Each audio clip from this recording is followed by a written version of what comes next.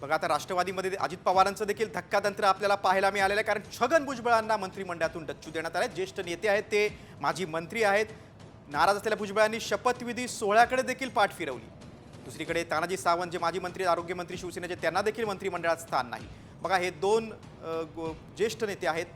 छगन भुजबळांना संधी नाही। नाशिकचे ज्येष्ठ नेते आहेत, समता परिषदेचे ते नेते आहेत, नंतर ओबीसीचे नेते आहेत, माजी मंत्री आहेत।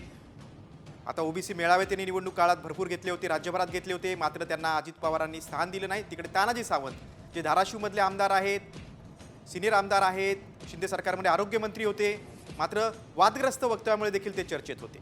त्यांनी राष्ट्रवादी काँग्रेसवर देखील वेळोवेळी टीका केली होती, त्यांना देखील स्थान मिळालं नाही। बघा आता शिंदे गटाच्या तानाजी सावंतांचा पत्ता कट झालेला आहे। मंत्रीपद न दिल्यानं आता तानाजी सावंत देखील नाराज आहेत। बघा आता नाराजी नाट्य सुरू झालंय, कारण शपथविधी सुरू असतानाच सावंत हॉटेलमधून निघाले। त्याचे आपण दृश्य बघतोय।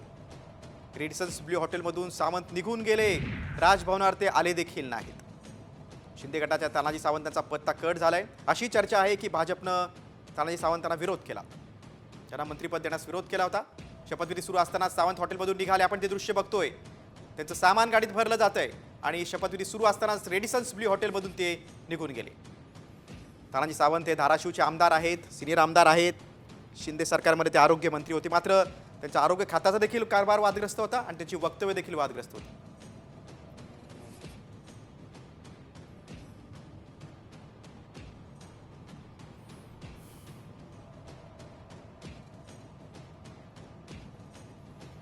मंत्रिपद न दिल्यानं तानाजी सावंत नाराज झाले आणि शपथविधी सुरू असतानाच त्या ज्या हॉटेलमध्ये ते उतरले होते, रेडिसन्स ब्ल्यू, त्या हॉटेलमधून ते निघून गेले। ते दृश्य आपण बघतोय। त्यांचं सामान त्यांचं गाडीत भरलं जातंय।